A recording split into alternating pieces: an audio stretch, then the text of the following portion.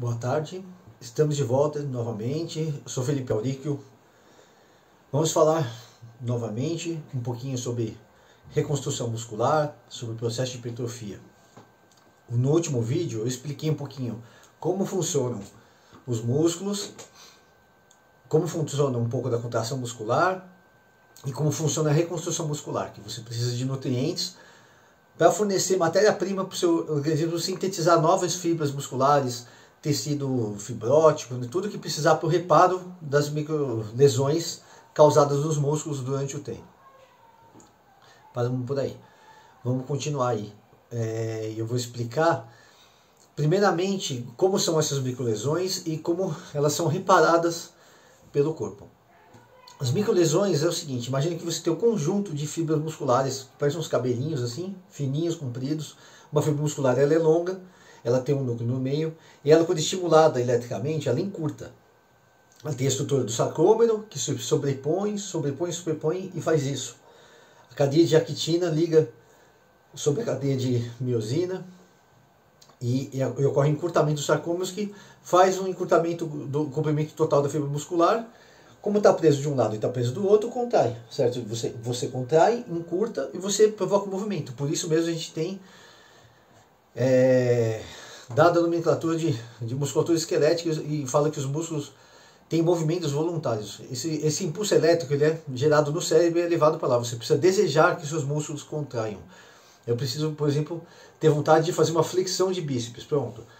Quando eu faço uma flexão de bíceps, eu pensei em fazer a flexão de bíceps e mandei a mensagem para acionar a musculatura via nervosa. Liberação de carga elétrica, musculatura contrai com carga elétrica e pronto. E você tem um conjunto de fibras musculares trabalhando juntinhas aí para fazer o encurtamento do músculo. O que muita gente não sabe, né, dos leigos, os profissionais de educação física, né, todos eles sabem disso, mas o músculo responde à eletricidade de uma forma que a gente chama de tudo ou nada. O que é o tudo ou nada? É simples. A fibra muscular ou ativa e contrai com a máxima força dela, ou ela não ativa e não contrai. Nós temos um percentual de músculos ativados dentro de uma contração muscular. Vamos supor, eu peguei um peso de 30 quilos e eu quero fazer uma rosca unilateral aqui. Pronto. Toda vez que eu estou erguendo os 30 quilos, eu tenho que acionar uma porção da minha musculatura para ser capaz de gerar uma força com aquela contração muscular que supere os 30 quilos contra a gravidade, né? É um movimento de alavanca, certo? A gravidade está pesando os 30 quilos para baixo e a musculatura está fazendo oposição à gravidade via contração muscular. Pois bem, eu pego, em vez de 30 quilos, eu pego 28 quilos. O que acontece? Dos 100% do seu músculo, um percentual menor de fibras musculares é ativado. Vamos supor que com 30 quilos eu estava ativando 80% da musculatura. Isso é uma ativação bem extrema, tá? Nem todo mundo consegue fazer isso, os sedentários não têm esse mecanismo à disposição. Isso é uma adaptação neural que ocorre com o treino de força, né? Mas quando a gente vai falar de uma pessoa bem treinada e ela está com uma vontade de vencer uma carga, ela faz uma solicitação grande, de um grande número, um grande percentual de fibras musculares. Toda vez que você retira a carga, você usa menos fibras musculares, mas elas contraem com 100% da força delas. Então qual é o princípio? Você precisa dar um jeito que essas fibras musculares, em parte, não suportem o peso, não suportem a contração muscular que elas fizerem, e se partam mesmo, se lesionem, né? Essa lesão vai dar um sinal de alerta no organismo que vai gerar uma inflamação. A inflamação nada mais é que um processo onde você faz com que sinalizadores químicos provocam uma vasodilatação e, em consequência disso, você tem uma maior chegada de nutrientes, de células do sistema imunológico, para fazer a reconstrução, né? Para evitar que haja contaminação. E assim vai. E esse processo é bom porque ajuda a remover os metabólitos que ficaram lá, né?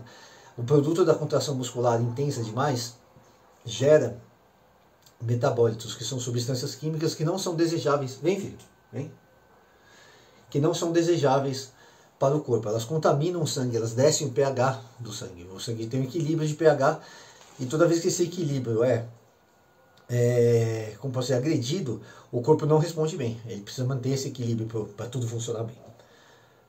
Pois bem, então quanto mais carga, mais a gente aciona a fibra muscular, mais capacidade a gente tem de provocar um movimento e um estímulo, onde ocorrendo de forma real essas microlesões, você realmente precisa da reconstrução.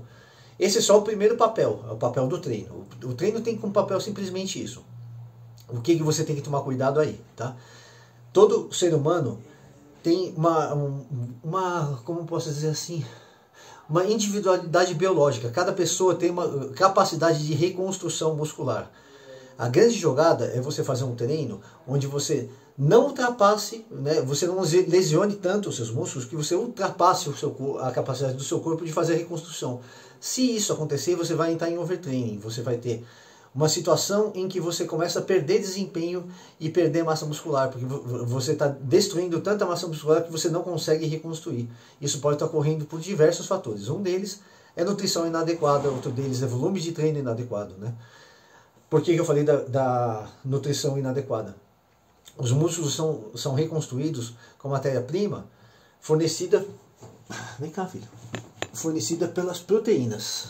Hoje é outra visita que a gente tem aqui no vídeo. Então, toda vez que a gente precisa fazer uma reconstrução de tecido, seja a pele, seja a unha, seja o cabelo, e seja os músculos, ou reparar um órgão, alvo da gente, o que a gente tem que usar como matéria-prima? As proteínas. Dos macronutrientes, que são os carboidratos, as proteínas e as gorduras, a proteína é o único que tem a dupla função. Ela tem a função energética, ela pode ser usada para fornecer energia, e ela pode ser também usada para reconstruir tecidos. Só que para você conseguir reconstruir os tecidos, precisa sobrar nutriente. Por isso que toda vez que eu vejo uma pessoa falando que ela quer emagrecer e ficar mais forte ao mesmo tempo, eu falo assim, olha, esse processo é difícil, porque para mim conseguir fazer você emagrecer, eu preciso criar um déficit calórico. E para você fazer uma reconstrução muscular, sabe, mais adequada e conseguir ficar realmente mais forte, precisa sobrar nutrientes, principalmente proteína, porque se não sobrar, você não vai construir nada. Como eu te falei, dei aquele exemplo no último vídeo, de você querer construir uma casa, contratar os pedreiros e eles chegam lá e não tem saco de cimento para trabalhar. Não, ou seja, né, é gente demais trabalhando para material disponível de menos. Esse é um ponto. Então, os outros alimentos, eles vão ter a função de manter a sua glicemia estável e te dar a energia necessária para você conseguir fazer um treino de musculação. Um treino de musculação bem feito para pessoas bem fortes pode superar aí um gasto médio de 800 calorias por sessão de treino. Não é mentira, eu já vi mais até. Né? Só que você precisa ser muito forte para você conseguir chegar nesse nível. Porque o gasto de energia é proporcional ao número de movimentos e a carga sabe, que foi levantada. Se o camarada está conseguindo fazer um leg press com 600 quilos, ele está gastando energia pra caramba, entendeu? Nenhum treino aeróbio vai conseguir superar o gasto total energético de um treino de musculação bem feito por uma pessoa forte. É impossível, entendeu? Você pode ser um maratonista, você pode correr, manter seus 23, 24 km por hora lá constante, o que eu acho um grande feito. Por 2 horas, eu acho espantoso um ser humano que consegue fazer isso. Do mesmo jeito que é espantoso, sabe, o Ronnie Coleman fazer um agachamento com mais de 400 quilos, né? São duas coisas diferentes. São duas vias de adaptações diferentes. Uma via prepara você para ser mais resistente e a outra via prepara você para ser mais forte. Os dois juntos, não dá, né? Dá para você conseguir um meio termo, mas eles vão para lados diferentes da vida. Então, toda vez que você for pensar em buscar um shape, você vai ter que entender, né, que o exercício cardiovascular, se for necessário adicionar, e geralmente ao seu treino, ele vai te dar uma redução aí na reconstrução muscular, porque ele vai te dar um aumento de gasto de caloria, ele vai gerar um estresse, ele vai te gerar micro lesões também, só que daí é por esforço mais repetitivo. Então isso tem que ser muito bem contrabalançado. A gente tem vários modos de conseguir fazer um estímulo adequado para as várias porções de músculos, para os vários grupos musculares, para você fazer as combinações, para você fortalecer seu corpo como um todo. Isso é uma dica que eu dou para todo mundo, tá? Primeiro de tudo, não olhe para o seu corpo e pense assim, se você é um iniciante, é claro, tá?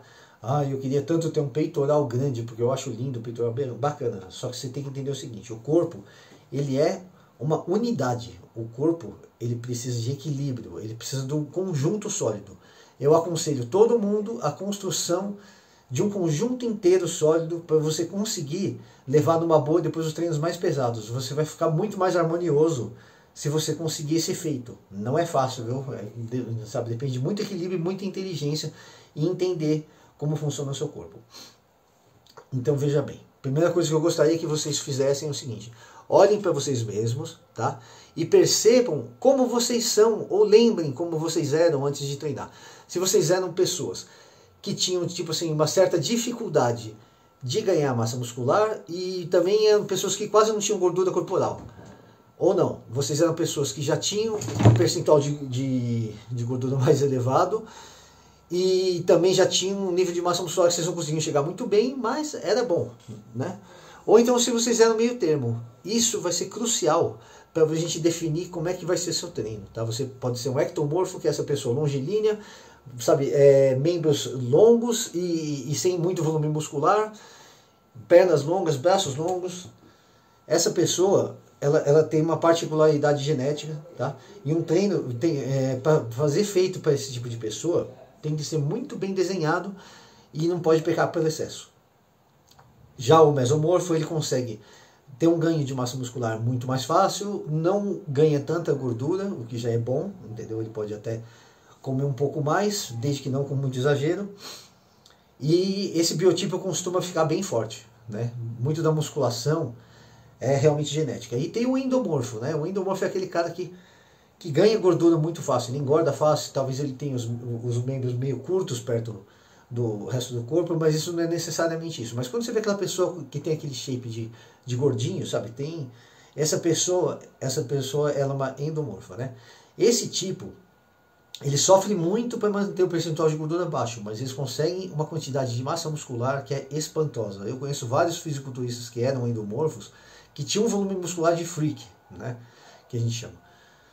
Ou seja, tudo tem seu lado bom. Primeiro vocês descubram aí quem são vocês, biologicamente falando, né, geneticamente falando. Reflitam um pouco e no próximo vídeo eu vou conversar um pouco mais sobre o que tem que ser feito para cada um desses grupos. Muito boa tarde.